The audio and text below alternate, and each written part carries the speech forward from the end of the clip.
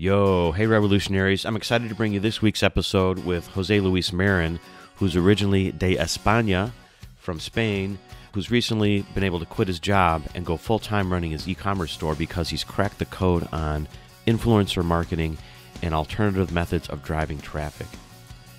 But before we get to the show, I want to give a couple of shout-outs. First up is John Dennis, who's a co-founder of Podfest.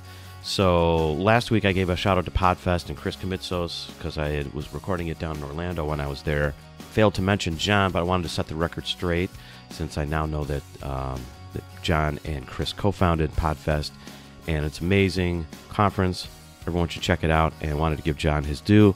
So in case anyone out there was listening, any of the Podfest people, now you know. Now you know that I know. Okay. Anyways. Also, I noticed that I had a couple more reviews come in iTunes, and I wanted to mention these folks. So first up is Sean Marin. He says, "Don't quit, change." That's his heading on the 5-star review. And he says, "Love the concept behind this show of constantly reinventing yourself, changing along with the ebbs and flows in life. Jim's intellect and studies on human behavior add great insight into understanding the experiences of his guests. Great show." Wow, I'm not sure that all that's true, Sean, but I like your take on it and really loved talking to you on your episode. So search out there for episode 18, Sean Marin from Two Frugal Dudes. Thanks, Sean. Also, I got one more review from Haj, spelled H-A-H-H-H-J-H. Okay, I guess that's how you say that. I'm not sure. Anyways, he says, "Great stories, love the content, love the stories, great stuff."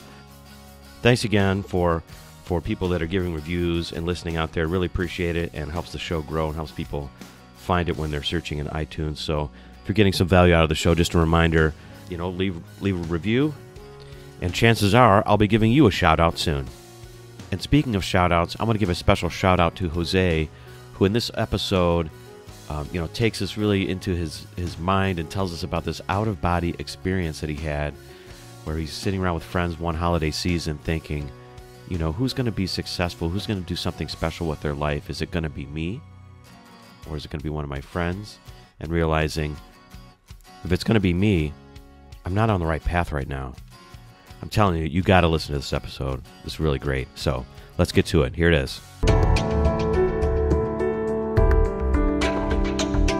Welcome to Jim's Reinvention Revolution podcast, the show that explores reinvention in the digital age as it relates to career, creativity, and technology. Stay tuned for interviews with professionals, entrepreneurs, and creatives that have reimagined success and are making a pivot. If you'd like to listen to the entire back catalog, visit jimreinventionrevolution.com for instant access. And now, here's your host, Jim. Hey everybody, this is Jim, and welcome to episode 23 of Jim's Reinvention Revolution podcast. And I'm talking today with Jose Luis Marin, and we're talking about alternative ways of getting traffic with e-commerce. So, Jose, welcome to the revolution. Thank you so much. It's a pleasure to join you today. Well, thanks for taking time out of your day, and I'm really psyched to get back in touch with you because last time I saw you, we were in where were we? We're in Playa del Carmen, Mexico. Right? Yeah, in Mexico. That was fun. That was a lot of fun. And you were presenting down there. Was that the first time you were presenting? So let me explain that a little bit. So we were at the Dropship Lifestyle retreat. And the Dropship Lifestyle, maybe you can explain it a little bit to everybody. No, that's fine. I mean, you can also explain it. But yeah, we were at the Dropship Lifestyle retreat, which is a conference for members of Dropship Lifestyle, which is a program about dropshipping. And this was my second year in the conference. I actually met you in Hawaii in 2016, right? Yeah, that's right. For the first time. Yep. Yeah, I wasn't speaking. I was doing like a small workshop there. But of course, I was also networking and learning from other people. And this year, yes, I was talking more about some of the traffic techniques that I've been developing or that were really helpful for my dropshipping business. Right. Yeah. I was kind of psyched to see like, oh, I know Jose and he's speaking this year. And I was like, you just recently joined. I mean, you're not like a veteran of 8 years in this business like Anton and some of the other guys. It seemed like you were just most recently in it. Like, when did you start getting into dropshipping? So I started in 2016. February 2016 is when I joined the DSL program, Dropshipping Lifestyle. Okay. And when I got into e-commerce, before that, I was always curious about e-commerce, about making money online, all those things. When I was in college, I play a little bit with eBay, but nothing serious. But since then, I was always curious, but I didn't know how to start. So I'll tell you my story. That would be great. As you guys probably can notice, I'm not from the U.S. I was born in the U.S. Sorry, in Spain. Mm-hmm. Well, I through different jobs, I got to the U.S. in 2011. Before that, I was also working in South America. I was doing consulting for financial institutions. But that wasn't the life I wanted to have. Doing consulting, traveling was cool, but I didn't really enjoy the job. And I was always curious. I always wanted to do something on my own, but I didn't know how to start. I didn't have, a great idea. I didn't know what to. I had a few ideas, but I never really tried anything. Right. I see. 2016, New Year's 2016. I think I told that story in Mexico. I was having dinner with friends from school. And one of my friends said, I wonder who's going to be really successful. Who of our classmates is going to be, is going to do something meaningful or something important. And at that particular moment, I felt like having an out-of-body experience. I left my body, I look at myself, and I thought, it's not going to be you. It's not going to be you because you're not doing anything special, right? You have a 9 to 5, you have a normal life, like a great life, everything's good, but, people that are usually successful do something meaningful or impactful are trying to do something else. So I realized that, I needed to change my mindset. I needed to start working on something else. And that's how, I started doing some research. And I thought about e-commerce and digital marketing and all that. And somehow I got into DSL. And yes, I started working on my business and all that early 2016. Wow. So where did that kind of mind shift come from? Was that just something kind of a natural thing where you're just looking around at your friends? I love the way you describe it, by the way. So there's sort of this out-of-body experience and realizing, kind of looking down on yourself. Is it going to be me or is it not going to be me? Or if it is going to be me, I'm not on the right track for anything like that to happen. How does that shift happen? Because I think a lot of people probably feel the same thing year in and year out, but not everybody starts to actually take different actions, Yeah, and I know it's really hard to take the leap and start something on your own and to be an entrepreneur and all that. And it's really, really hard. Yeah, it is. It is. But for some reason, I was always curious. I grew up in the south of Spain, and unfortunately, I always felt that just being there, I was missing information. I was missing opportunities. Mm-hmm. I knew that, there were more options, more professional opportunities, more jobs, more things outside where I was living, right? Mm-hmm. And I realized because, I remember talking to, I grew up in Grenada in the south of Spain. I love that city. It's beautiful. I love to go there. I actually missed going there. Planning to go soon. Mm-hmm. But I remember when I went to the University of Grenada, I remember talking to professors, and I found that most professors in the university, in the business school, for example, their biggest aspiration was to work for a local company there. And I thought, okay, what about if I want to work for a multinational? What about if I want to work for a bigger company, like Microsoft or Google or something like that? Mm-hmm. They say, well, there's nothing here. You need to go to a different place, right? You need to go to Madrid, or you need to go to the US, or you need to go to London or something like that, right? And that's when I realized that, if I wanted to do something different, I needed to get out of there, right? Unfortunately. So that's how I moved to Madrid. I got a job in consulting in Madrid.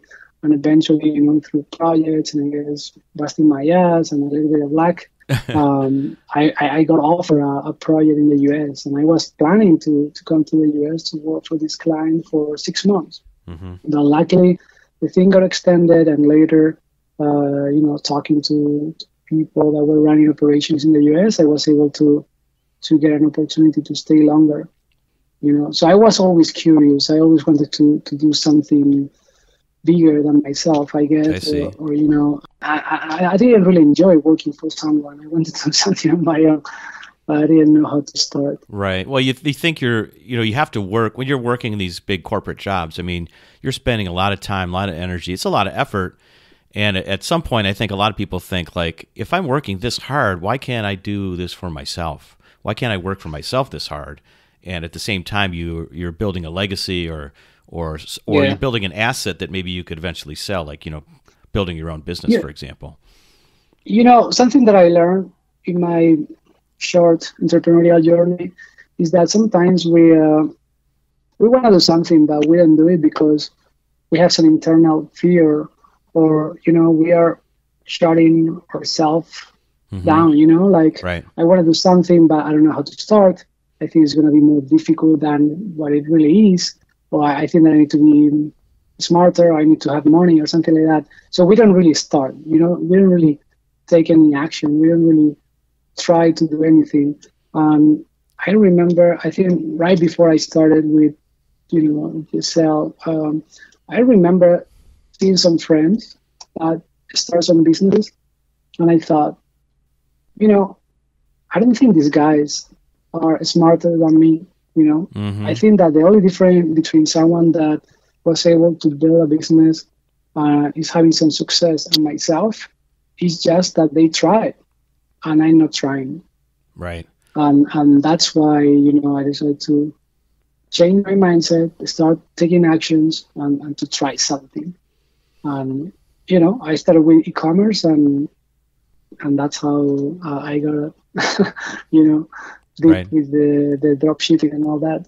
Right. Well, I think that's a great lesson right there. And when I'm listening to you talk, I'm feeling the same thing because I'm not too far behind you on that journey. So like I found Dropship Lifestyle in July, I think it was, or June 2016. But since then, you've been flying like way fast, way beyond what I've been doing. But I got derailed here a little bit in the podcast world, which I'm really digging, which I discovered really back when I went to the retreat in 2016. So actually, this reminds me, we were talking earlier of this of my impression when I kind of dove in and started figuring some of this stuff out. I thought, hey, maybe I can make some money online, and I wasn't sure how real it was. But when I went out to the retreat and started meeting everybody, and the retreat was in October 2016, so I'd kind of studied up a little bit, learned a little bit, and when I drop in, I start meeting all these people, and you were one of the folks I met. It kind of really broke this world wide open to me. Did you have that similar kind of feeling, like when you showed up, where you had already had your store going? Had you had some sales yet? Like, what was your vision at that point before you got to the retreat? And then once you got to the retreat, what did you think about it? Yeah, when I went to Hawaii, to Kona, for the first retreat, I was still working full time. And actually, I booked my flights and I decided to go to Kona without telling anyone. So it was like a secret. I love it. Luckily, I was between projects, so I had a little bit of flexibility. But still, I thought, okay, if for whatever reason I had to work, I'm gonna say, fuck it, I got sick or something. I want to go to this retreat, right? Because right before the retreat is when my business started having some traction. I started in February. Until summer, I was making a few sales, but I wasn't really making any money. I was spending a lot of money also with advertising and the initial investment and things like that. So I think that by summer I was kind of break even, but I wasn't really selling a lot. Right. I mean, it was a lot for me at that point because that was my first time selling something online. And I think that by September, August, I sold like $100,000. So I was making a little bit of money, but still wasn't like, super crazy. Right. I'm talking about sales, not profit. Right. And then I thought, okay, I need to go to this retreat. I want to learn from other successful, dropshippers. I need to see how to scale this business, and that's why I wanted to go there. But yes, after the retreat, as you said, it was great because more than the content of the retreat, like the speaking, like all the speakers and all that, it was more about the people I met. Because talking to many of the folks that I met there, I was able to get new ideas. I was able to test ideas. I was able to learn from them. So yeah, by October, November, I was able to implement a few things that people told me. Of course, I also learned some good stuff from the speakers, but I remember like talking to people on the free time, at the pool, at the beach, in those trips. I was able to learn so much that I got home and I had a huge list of things that I wanted to try or to implement. Implementing a few of those things really helped me to scale. So it was totally worth it. Right. So that was interesting. I didn't realize you were still working full time when you were at that first retreat in 2016. Yeah, Wow. I actually quit my job in April 2017. Oh, wow. Okay, I didn't know that. Cool. That's interesting. What was that like when you realized, oh my gosh, I have this thing working now, and it's at some scale that, yeah, I can consider quitting my job. I mean, that's got to be an amazing thought when you get to the point you're like, yeah, I could do this. Yeah. So when I started my business, I was working full time. So I was actually working in the evenings and weekends. And it was tough, but I was actually enjoying this because I was building something on my own. And it's a different feeling.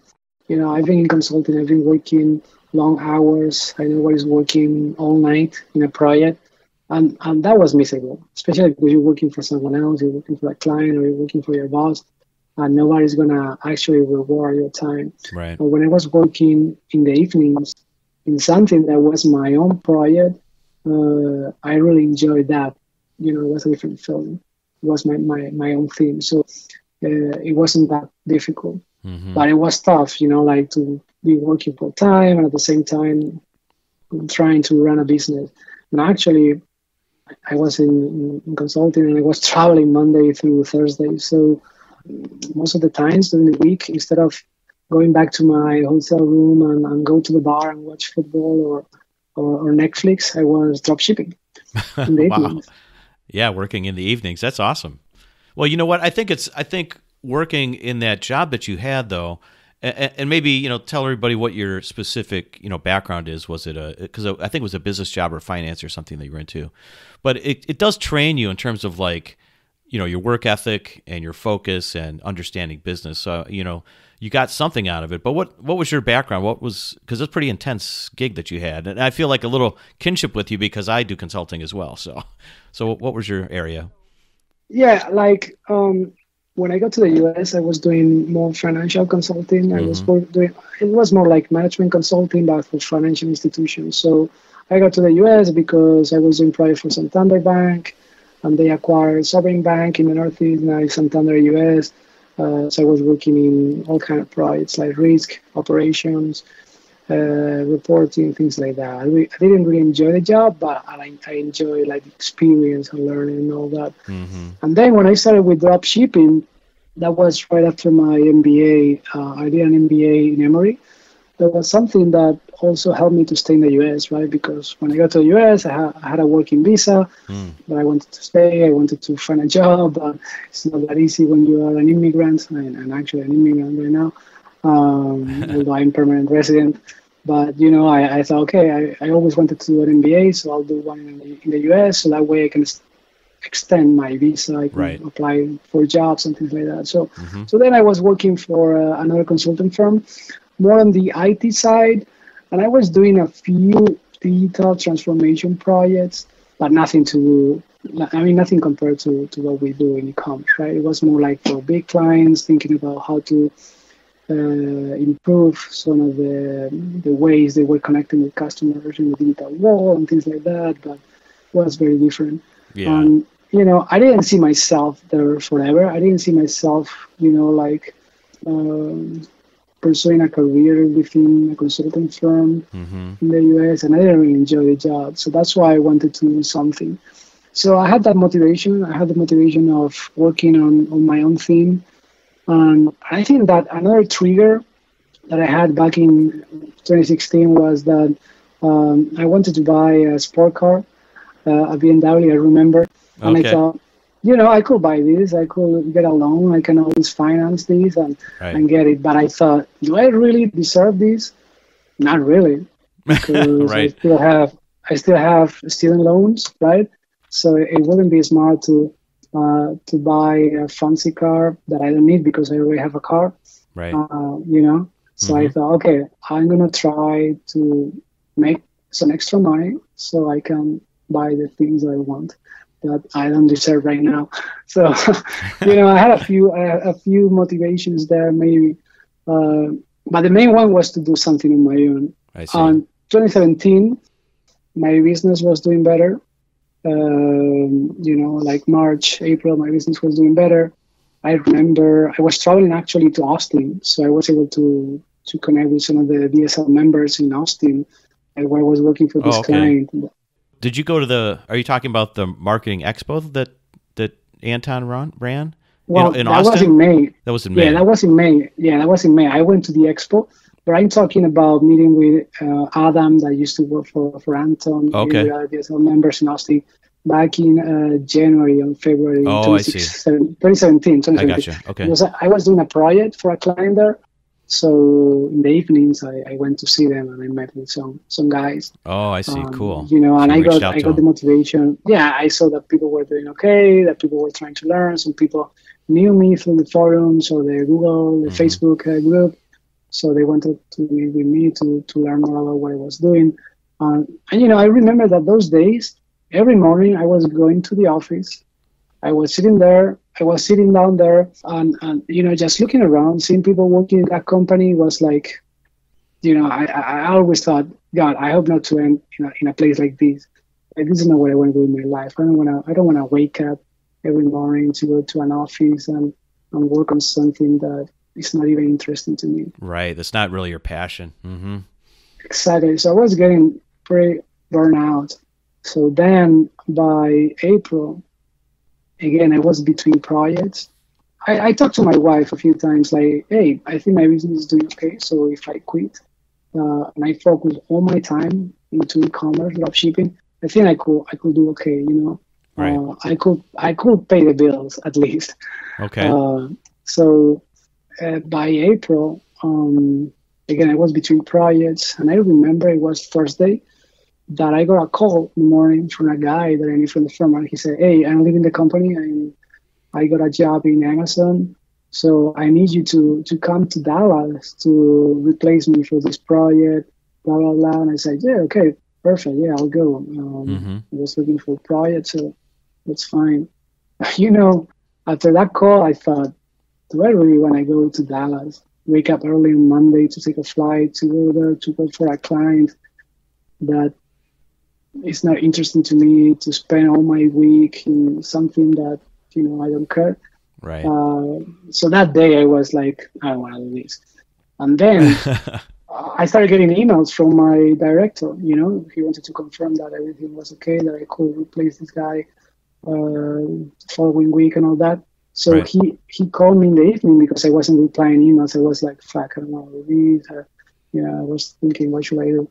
And then he called me and he said, hey, just want to check with you.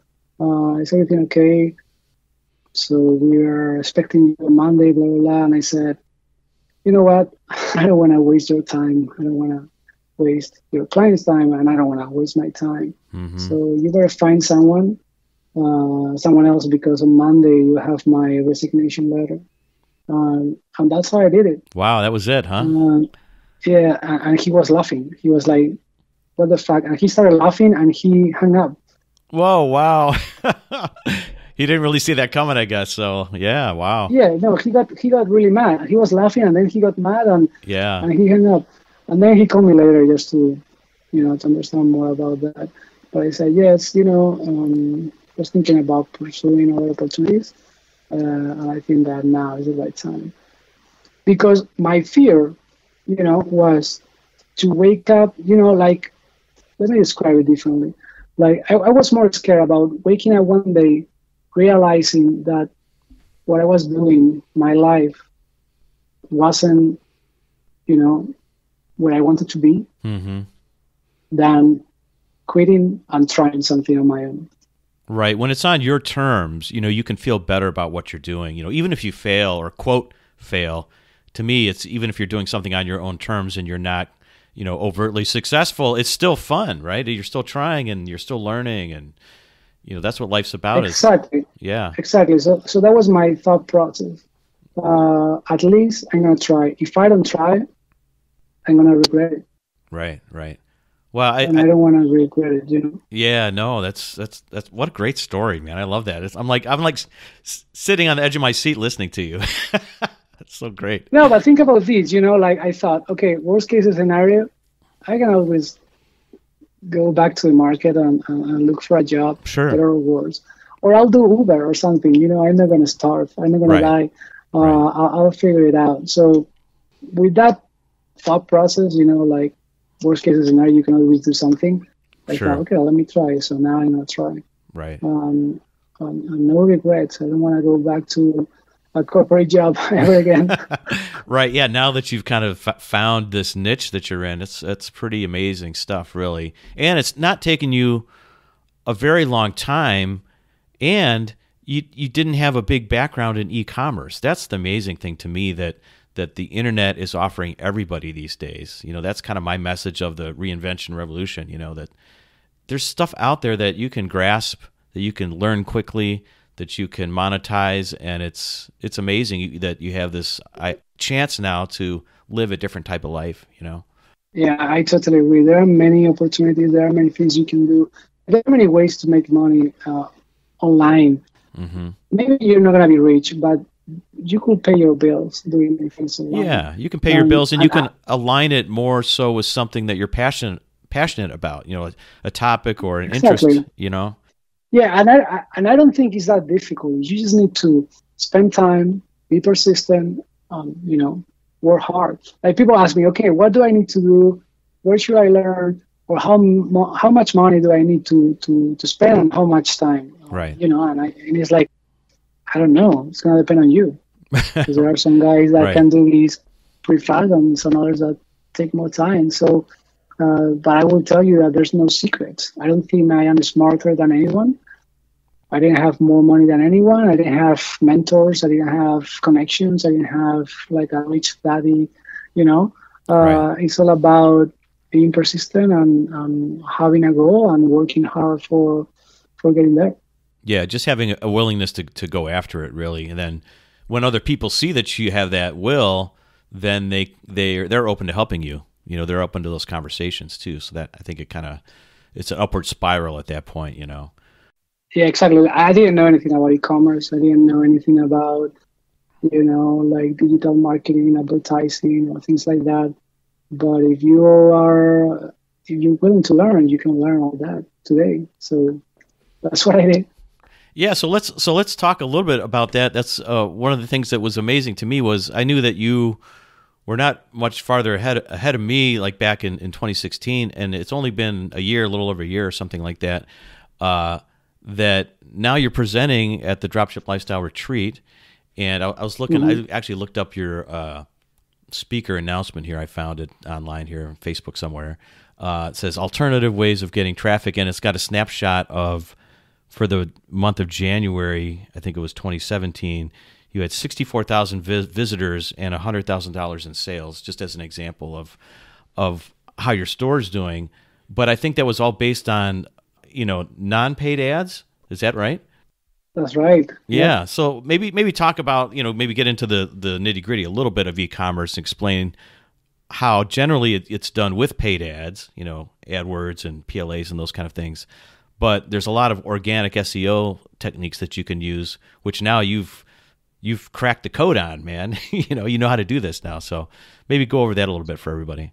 Yeah. So as you said, like when you have a website, you need traffic, right? You need visitors, Right. people looking at your website, so they see your products, so eventually they buy from you. So most people do paid traffic. They use AdWords, they do Facebook ads, or things like that, where you pay for having, some kind of advertising or ad, things like that. And that's how it started, and that's what you learn in the DSL, in the dropshipping lifestyle program. You learn how to do AdWords and all those things. And I was doing that. I got my website ready. I got some suppliers. I was ready to sell, but I wasn't selling, right? Right. And I found that traffic, like paid traffic, was really expensive. I didn't know how to do it well, maybe. So I wasn't selling, and I thought I need to try something else, something different. But I also realized that when you have a website, that you are like you can go tonight and create a website, and you're live on the internet. Why someone will buy from you, right? Like why? Like nobody knows you. Right. You got to figure out how to get that attention. Right. Attention, but you need to build trust. And I realized that I was lacking trust because, I got emails from customers asking me, hey, how do I know that you're legit? How do I know that I'm going to get the product? I see. So I thought, okay, yes, I need to build trust. And then traffic and sales and all that. So that's how I started like doing things a little bit different, and I thought about partnering with bloggers, for example. That's how I started. So I thought about connecting with someone that was already talking about my product, in my case, bloggers, that were already like blogging, posting about my niche. And I thought, okay, why don't I do some collaboration with them? Maybe I'll pay for some banners in their blogs. Maybe I'll create some content for them so they add a link to my website. And that's how, I got into influencer marketing. At that time, I didn't even know that I was doing influencer marketing. I was just trying to get someone to talk about my website. Right. That's interesting. But I found that was really powerful because whenever you get someone that has a following talking about your website, people are going to feel more comfortable buying from you because there's this guy that they know, they follow, they listen to, or they follow on YouTube or Facebook or Instagram who is talking about this business. So, those followers are going to feel more comfortable than if they find you online, right? Right. So that's what I did. I started working with bloggers, started getting links in their websites, I started getting some banners, I even built my own affiliate program. Oh, really? Oh, that's interesting. That's a great idea. Yeah, I built my own affiliate program so people into affiliate marketing or bloggers, for example, or influencer marketing could join my program, and if they were promoting my products and I was getting sales from them, I see. I'll share a commission with them. And that was really powerful because I was getting traffic from all those sources like bloggers, people in social media and things like that. But at the same time, I was backlinking my website to all websites with better authority online, right? Right. So for SEO, if maybe people are not familiar, but for Google, in order to rank your website higher in the search listing, they look at things like content. They look at things as referrals or backlinks, because the more backlinks you have from other websites, let's say someone linking to your website, that for Google means that okay, you're legit. Someone else is talking about you, so that should be some good content or that should be some good business, right? So that way I started ranking a little bit better. And then I also found that, okay, in dropshipping, especially if you're doing large ticket items, customers are going to be doing a lot of research, right? And that's why they were going to blogs, and they were going to YouTube, and they were listening to someone talking about the product before they actually decide what to buy. Right. That's a great insight. Say that again. So it's kind of like figuring out the customer's journey. Say that one more time. Yeah, I was thinking about my customers. The first thing is trust. You need to build trust. So if someone with a following, someone let's not say a celebrity, but someone that, has a blog or is followed by someone, by like 1,000 people or so on social media is talking about this product, that will give you automatically some trust. Right. Okay. And at the same time, if you're selling large ticket items, let's say a drone or a kayak or something like that, that is around $1,000 or more than $200, right? People usually do a lot of research. They're going to go online, they're going to do some research, they're going to try to find what's the best product for whatever application, or what's the best drone for 2018, or what's the best blah, blah, blah for my budget, right? And they're going to do some research before they decide what to buy. So I thought, okay. And I actually found that because my bloggers were making affiliate money with that. They were like reviewing products, and they were talking about, products. So they were making commissions with that. So I thought, yes, people are doing a lot of research. So I thought, why, instead of having people going to a blog to do research, I'm not building content. So people should do research in my website and eventually buy from me. Right. And that's how I started also building content. So my website, might look like an authority in that space, in that niche. Because if you have good content, people will find your content, they'll read it, and once they're convinced, they'll try to buy the product. And if you're selling the product, they are already there, right? So that was easier. So I was combining influencer marketing with content, articles, optimizing my SEO game, and eventually I found that my website was ranking pretty well. Was ranking top 5. Oh, for your niche, top 5 for your niche. Wow. Yeah, that was by the end of 2016. So of course, when you have more exposure in Google, in the Google rankings, you get more traffic, and you get more sales. And then is when I realized that I needed to focus on that game more than just paid traffic. I switched, like I'm not doing any AdWords or anything like that anymore. Oh, you don't use much paid traffic anymore?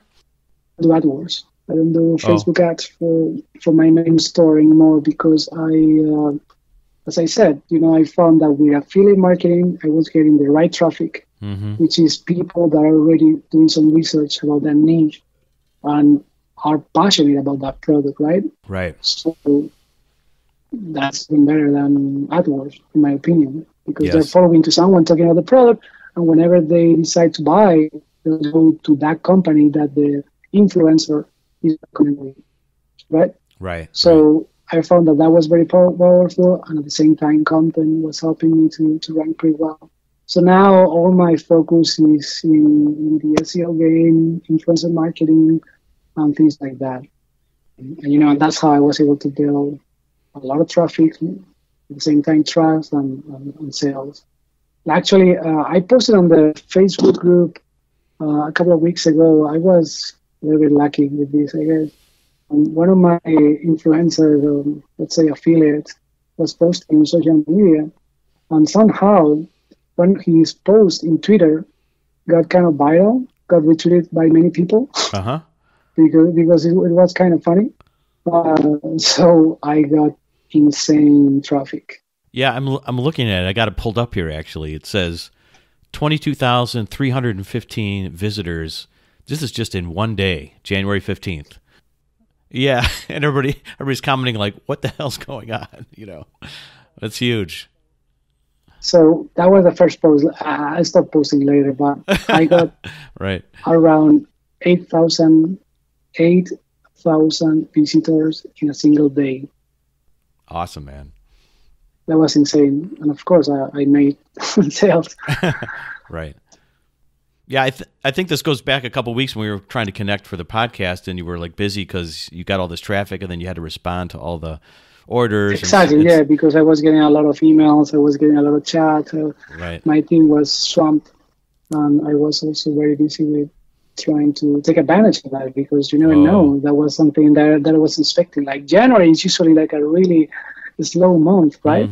After the holidays. Christmas and Black Friday and all that. So I wasn't expecting to sell much in January, but when this thing went kind of viral, I thought, okay, we need to take actions. We need to move fast. So then I started posting more in social media. I started like building content around that, doing so. I actually, for that week, I did some paid traffic just to try to take advantage of, I see, of sure. the thing going on.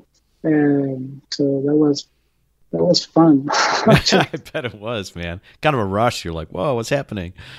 Yeah. So now, how many? And I know when I was trying to get a hold of you before that you were, you said you were on the phone with some of your VAs, your virtual assistants. Do you have a team now? And when did that come about in terms of, what it really takes to kind of, now that you're at this higher level where you have higher traffic, higher sales, what's it really take to pull that off versus just doing it solo? Yeah, so it's not solo because I need to work a few hours every day. Right. But of course, I get a lot of help from my team. Right. Do you remember that John Warren was talking about how to outsource? Yes. In the Philippines, and how to get a team and all that. So after the retreat is when I thought, okay, now I need to start outsourcing, especially because I was working full time and I was, I was working in the mornings, working in the evenings, working on the weekends. And that wasn't the life that I wanted to have. Right. So right after the retreat, I got my first VA, and he was helping me doing customer support. Initially, he was doing live chat. He was doing emails, like simple queries, simple questions. I also built some kind of guide for him so he could copy and paste questions and things like that. And eventually this guy got more familiar with the business. He got more involved. Then after doing live chat, he was also helping me to run some of the operations. He started working part-time, only 4 hours a day. And then once I knew that I could trust him, which is, I guess, the most difficult thing when you hire someone in a different country. Right. Then I gave him more responsibilities. And yeah, he's now working full-time for me. I have another BA also working full-time. So I have 2 guys working full-time. And I also have 4 guys that I employ whenever I need them. Like, for example, I have a bookkeeper, something that I was doing manually at the beginning, but I don't want to do anymore. Gotcha. Sometimes I hire copywriters to build content or designers, things like that. But right now I have two VAs full-time. And let me tell you this, I wouldn't be able to do the numbers that I do now and move fast if if it wasn't for them, because they really helped me a lot, especially with all those manual operations that take a lot of time, but you need to do, like uploading products, doing social media. One of my VAs is now doing social media, things like that, right? And especially customer support, which is time consuming, but you need to do it, especially when you're selling large ticket items, because if you're going to spend around $1,000, you're going to have questions and you're going to talk to someone, right? Right. So you need to be able to answer those questions fast, and to be on the phone, on live chat and things like that. So outsourcing is important if you want to scale. And I need to grow the team, but I need to figure it out. To figure that out, what to do next. Yeah. How did you start? Like, is there a particular website you like or service, like Upwork or one of those that you go to? Yeah, I use Upwork. Is where I found the first guy, and I've been using Upwork most of the time. Like the second BA that I have full time was a referral from my first BA. Oh, I see. They were working together in a previous company, and he said, "Well, I mean, we tried a few BAs for Upwork, but that was a challenge. Actually, last summer I had to fire 3 guys. Oh, wow. Unfortunately, yeah. I had really bad experiences with that. So after that, my main BA told me, hey, I know this guy. He was working with me before. He's a good guy. I think we can trust him. And he told me the other day that he's looking for a job. So we gave him a chance, and now he's working full-time with us. Oh, that's great. Yeah. Well, it's one of those things when you realize, hey, this is the only way I can grow is to start building a team and figuring it out. Sometimes your business or processes or something will take a hit, when that new person's getting trained, or when you're figuring out if they're the right fit. You might go through 2 or 3 until you find the right one, like you said. So, you just got to power through it, you know? Yeah, it took me a lot of time to train VAs, to find the right ones. And unfortunately, many guys didn't work for one reason or another. But you need to do it because otherwise I will spend my entire day just running operations and doing customer support. So, I didn't have time. I wouldn't have time to think about what to do next. And I still have those days where I'm just like doing emails and paying suppliers and running operations, and I don't find time to execute or to implement new ideas. But of course, my team is helping me a lot. So right, we need to do that at some point. Yeah. Yeah. Cool, man. Well, we got a few minutes left here, but I got a couple other questions for you. Yeah, absolutely. Yeah, and you said I could ask you anything, so I'm going to ask you this one right here. What is this picture on your Facebook, I guess, banner? Is this you ice climbing? What is that? Is that really you? Yeah, that's me. That's in Patagonia, actually. In Patagonia? Oh, awesome, man. Yeah, before moving to the US, I was working in Argentina for some time, and I went to Patagonia, and I love adventure, so I was doing some ice climbing in a glacier there. That's really cool. I've never ice climbed myself, so I was like, wow. I don't know. Jose was into this. We gotta start hanging out more, man. That looks like a lot of fun, It is a lot of fun. I'm not an expert, but that was a cool experience. Going hiking and things like that, and I have been doing many of those trips lately. I've been busy. Yeah. I've been focusing on business, but yeah, I love going to the nature and. Yeah, one of the things when you're running your own business now you can kind of choose to kind of have seasons of work where it's like, hey, these 3 or 4 months I'm really going to buckle down and jam, and then you can take maybe a couple of weeks off or a month off here and there to go have these other types of adventures. So that's kind of why I was wondering, since you got started now, are you taking advantage of the life, the different type of lifestyle you can live now? What are your thoughts on that? Yeah, absolutely. Like yeah. That, I mean, was the thing that I was chasing when I wanted to be an entrepreneur. I guess more than money and those things, I was trying to be in control of my time, in control of my life, and and sometimes I'm working harder and longer hours than when I was working for someone else when I was in corporate America. Right. But it is because I choose to, right? So it's different.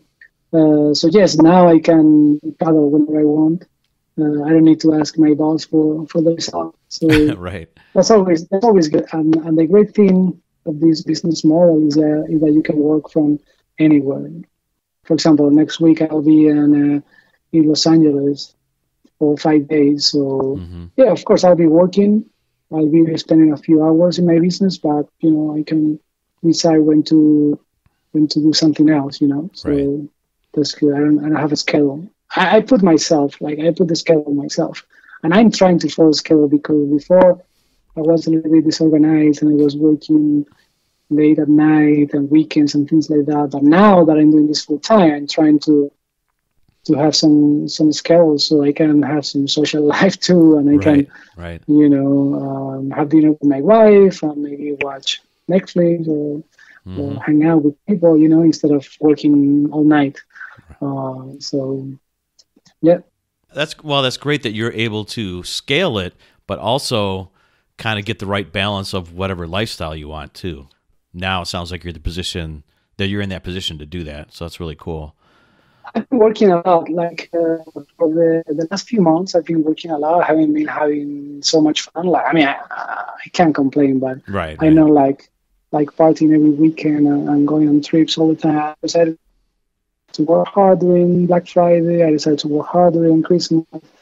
And I'm working hard these days because I want to build more stuff and I want to scale and I want to do things right. Right. But again, that's my choice. But I'll tell you this. The best thing is that I control my time. I decide when I want to work and when I want to do something different. And one of the things I don't think that my skill or my way to do things or time management skills are the best. But one of the things that I've been doing since the beginning that I think is key to disconnect is to be, especially because when you're an entrepreneur, there's no way you can disconnect. Like I remember when I was in corporate America, after 5 p.m. or weekend, I was, fuck it, I don't care. Monday we'll have a new a new war, a new battle, and I'll figure it out. But right now, I'm going to enjoy my time. Right. So what I do now, and this is something that I've been doing since the beginning, is that, for example, I try to disconnect as much as I can in terms of not having my work or store business, or like my business email on my phone. Mm-hmm. I don't have any of my business social media channels on my phone.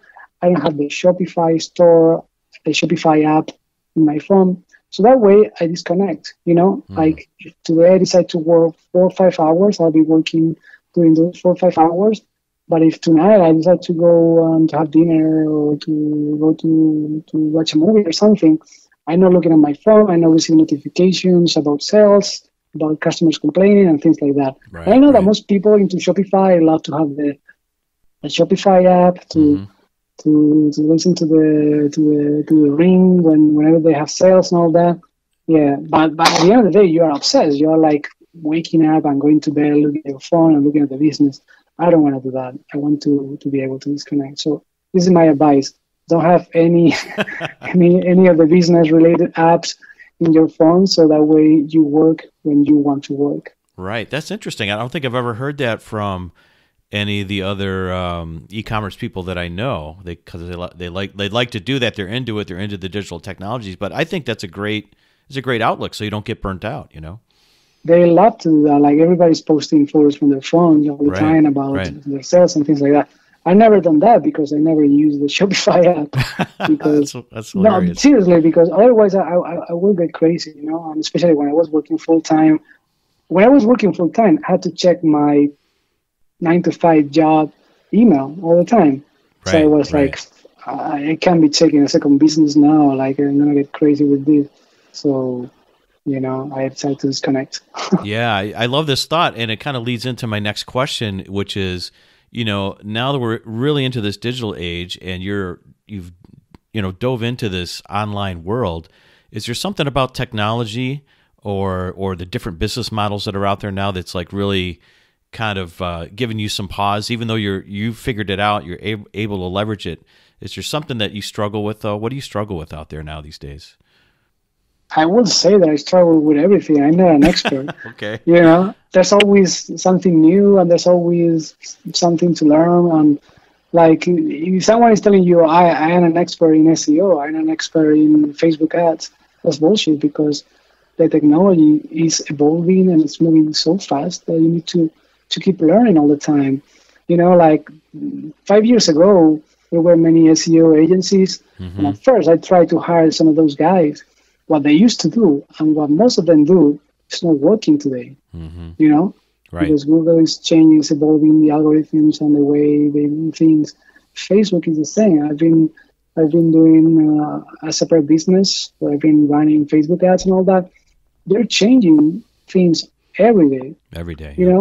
So it's not a struggle. It's part of the journey, right? But it's not a flat journey. It's a journey that it's like, it's like going hiking. You need to go up all the time, and you just need to keep looking to the peak, even when you don't know where it is, and trusting your gut and keep learning. So, yeah, I mean, it's not a bad struggle to have, but I think that you need to be open and to learn every day, and that's why I like the books like the DSL, Dropship Lifestyle community, because I try to talk to people almost every week, or like to exchange some messages sometimes, just to see what they're doing, just to see if I can learn something else, just to see if whatever we're doing can be done better. Right. Because there are new things every day. So, yeah. So, well, that's great. And it also leads to my next question is, how do you keep, reinventing yourself as time moves on? So it sounds like, for me, I was thinking like, I started kind of this reinvention of my own world, a couple of years ago, 2016, I started kind of looking online. were you thinking like this beforehand, like about reaching out and talking to all these people, or has it just been kind of recently since you got into this online world and you're in this entrepreneurial mindset now? Yeah, I think that everything changed when I got into this career path of being an entrepreneur. Mm-hmm. Because it is true that before, when I was in corporate America, my life was a little bit more settled down, right? Like you go to work and yes, you learn some stuff and you try to improve, but there's no real motivation to, unless, maybe in some jobs, but in what I was doing, there wasn't a real motivation to keep learning or to spend my free time in learning more things about how to be better at work, right? Mm-hmm. But now, because I want to build businesses and I want to be better and I want to grow and I want to, I guess I have a bit of motivation. Yes, I try to learn every day. As I was telling you before the podcast, like now, for example, I go to the gym. Instead of listening to Pandora or to listen to music, I listen to podcasts. Right. And I listen to business podcasts or to personal development podcasts because I want to be better. I want to grow my business and I want to keep learning, right? Before, when I was in corporate America and I was burned out, after work, I used to go home and I used to watch Netflix or to play Xbox. Now, I don't play Xbox. I play Facebook ads, because I want to learn, because I want to keep growing and I want to do something bigger. Right. So, priorities change, I guess. Mm-hmm. And now I try to spend my time consuming information that might help me to reach my goals. Well, yeah, when that mindset shift happens, it's like, it really is like a whole new world. I mean, I'm feeling it, and I'm doing the same thing. I'm listening to a ton of podcasts. I love the podcast medium now. That's why I got into it, and I want to share these stories of folks like yourself and my journey now, I guess, because we're living in such an interesting time where you can access all this information. You can kind of, foster your passions and give back to the world as you see fit. I mean, it's really, really amazing stuff. And we forget, we lose the perspective, but think about this. And for me, this is amazing. Like when I was a kid, all the source of knowledge, of information was a book, right? Right. My father used to have this book or an encyclopedia, or at home, I used to have a few books. And I remember that if you needed to find answers to something, in school, you used to go to the encyclopedia or the library and you used to read the book 3-4 times because that was the only source of knowledge or information, right. Unless you could talk to someone, right? Right. But now we have a computer in our pocket, which is a smartphone where you can access to unlimited information. Unlimited, yeah. Which is amazing, and people don't really appreciate or realize about that power that we have, in our hands. Like for me, it's amazing because, as I said, I grew up in a small town, and for me, the way to access to information was to move out, to go to different places where I could talk to other people. But now you could be in the middle of the jungle and you could be learning whatever you want, through the internet, and that's amazing. Oh yeah, I know there's like developers like over in Africa that are that people are finding outsource people to work on their technology projects now. I mean, this is mind blowing to me. Where you're thinking like, oh, they were just out in the bush or out in the wilderness or something, but now they can be connected to society and be on par and learn just as much as anyone else can. So it's. And you and I have many friends who might be in Thailand running mm-hmm. businesses in the US. Right. That's something that 5 years ago or 10 years ago didn't exist. It wasn't possible. Yeah, the concept, it was just not quite out there. I've worked in big business and I've known about outsourcing for forever, since I got my career started. I worked for General Motors and, they've always done business around the world and outsourced different aspects of the business and stuff. But you had to be this large organization and massive teams of people and all this. You couldn't do it on your own, But now, exactly. Now it's like this renaissance of entrepreneurship, solopreneurship, and small business building, and it's really interesting. So awesome. And think about this, like today, and I blame myself because I know I could be doing more businesses and more things. Today, we're living the best time in history for building a business, especially if you're in the US. Oh, absolutely. Like it's really easy. I think about, 15, 20 years ago, if you wanted to have a retail store, because if you're dropshipping, you are like a retailer, right? Mm-hmm. You needed to rent a space, open like a store, a physical store. You need to pay a lot of money in renting the space, utility bills, and things like that. You need to spend a lot of time there just waiting for customers to come to see you, blah, blah, blah. Today, you can be at home running a 6-7 figure business, in your pajamas. Right. That's crazy. And if you think about that, like the investment is nothing compared to a physical store. Right. So today it's easier and cheaper than ever to do some kind of business online, in my opinion. Right. Oh, absolutely. Well, you're a great example of it, and you're everybody in the DSL community, I'm sure enjoys your leadership and your stories, and I do, and I'm happy to have you on the show today. So thanks so much for being on. Hey, if people are interested in reaching out to you, thank you for having me. Oh, it was incredible. I've been on the edge of my seat the whole time because it's just great. It keeps me motivated, and it at some point I'm going to be coming back to rebuilding my store probably late in 2018 here, but I kind of got sidetracked with doing the podcast here, but I've been having a lot of fun anyways. That's the most important thing, to have fun. Yeah, exactly. I'm still learning all the digital marketing techniques and how to drive traffic and stuff. So they can reach out to me, my personal website, which is JLMarin, MARIN.com, JLMarin.com. So it's like JoseLuisMarin.com.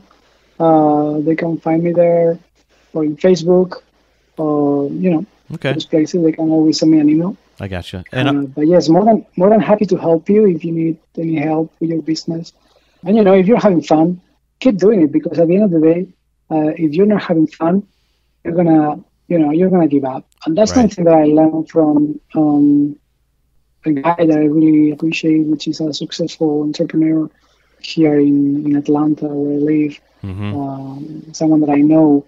He always told me that if you're not passionate, or if you don't enjoy what you're doing, you're going to be facing challenges, problems, right? And then you're going to give up. And that's right. I mean, that's true. Like, if you don't really enjoy what you're doing, when you have those dark days, when you really have problems, then you're going to think, why am I doing this, right? Right. But if you enjoy what you're doing, if that's your passion, then you'll have motivation to pushing forward, which is the key to success, to never give up, I guess. Right. So, yeah. Awesome. Well, Jose, thanks again. I'm sure we'll see each other soon. Maybe at this year's retreat in October. We'll see. Yeah, well, thank you so much. It was a pleasure.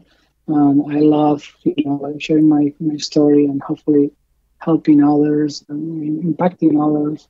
Very cool. In some way. So thank you for having me, and let's talk soon. Very good. All right. And all that information will be in the show notes. And you can go to, JimJim'sReinventionRevolution.com to find them there, or listen on your favorite podcast app. All right. Talk to you soon, Jose. Thanks. Thank you. Thank you for listening to Jim Jim's Reinvention Revolution podcast. If you want to hear more, join our mailing list at JimJim'sReinventionRevolution.com. See you next time. And remember, the revolution has just begun. So dig in, embrace the process of reinvention, and start realizing the success you've always dreamed of.